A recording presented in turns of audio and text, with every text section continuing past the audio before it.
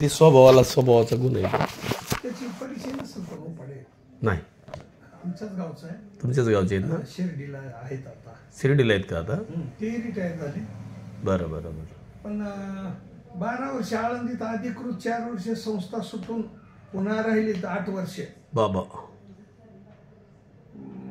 पुन्हा पुण्याला संगीत विद्यालयामध्ये संगीत विशारद झाले. मृदंगामध्ये चांगलं प्रावीण्य मिळवलं.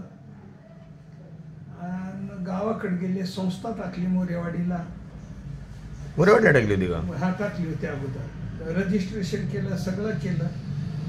पण दैवच असतं एखाद्याचं. त्याच्यात एक गोष्ट आहे, ज्ञान आहे पण ज्ञानासोबत जर ग असला मग ते गचं काय होतं, ते लोक काय करतात, तुम्हाला आक्षेप करीत नाहीत. आधी आमच्याच गावाला मुडे गावातच क्लास घेतला त्या ज्ञानाला बघून. चांगला कलाकार, त्याला नाव ठेवायचं. आता मग आपल्या थोरल्या भावाच्या बरोबरचे भजनी ह्याच्याकडे शिकतात म्हणलं त्यांना छडी मारायचं काय काम? ते होऊ शकत नाही. छडी मारायचं ते कसं म्हणलं कुठं प्रभाव असतोय? अजिबात पडत नाही. ते ह्याच्या गावातच अगोदर डिस्क्रिमिनेट झालं. तिथंच होतं ते.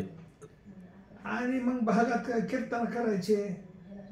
आणि थोडं सण आपल्या भाग, मी मुडेगावला कीर्तन करतो पण जसं काय हे ना सगळ्याशी हे करून, आणि गाव असतं तिथं, गावात नसतं एवढा अहंकार जमत. पण मग पुन्हा शिर्डीला योग चांगला त्याचा, पुन्हा शिर्डीला लागलं मी ते संस्थेमध्ये. बरं झालं ती आरती बिरती करायला. बरं झालं. पण शिर्डीत राहून मी ह्या भागात नाही चालत. नाही. आणि मी माधवबाबाकडे शिकलेला. आता ती माझा स्वभाव म्हणा किंवा आपली सांगण्याची हातोटी म्हणा, काय दैव म्हणा, त्याच्यामुळं मी भागवत कथाही करतो. दोडीला भागवत कथा होती. आमचा गायक आहे ना, तो जरा आजारी पडला आणि टायमाला तो नाही म्हणला. मी लय आजारी, मला येऊ शकत नाही. त्याला म्हणलं ह्याला फोन केला मी. म्हणलं महाराज तुम्ही या, मी चांगली दक्षिण द्यायला होतो त्यांना, तुम्ही फक्त साथ करा मला. बरं, माझाच वर्गमित्र इथपर्यंत ठीक आहे, आम्ही बैठकीत आरेखरी बोलतो इथपर्यंत. मला म्हणे आता तुझ्या भागवताला मी साथ करायची म्हणजे आयला नवल झालं. आता फोनवर मला म्हणतो, म्हणजे माझ्यापेक्षा तो विद्वान. ते तर लय वर्म चुकत आहे. ते तर लय वर्म आहे. बरं असू दे, पण तू करतो का भागवत कथा? नाही करत. माझी गोष्टी सांगू दे, पण लोक माझ्या घेतात ना. मग मी तसं म्हणल्यावर माझाच थोडासा अपमान झाल्याने वाटलं. मी त्याला कट केलं. बरं म्हणलं मग. पण ती जाहिरात त्याला पाठवल्याच्यानं एक दिवस आलं.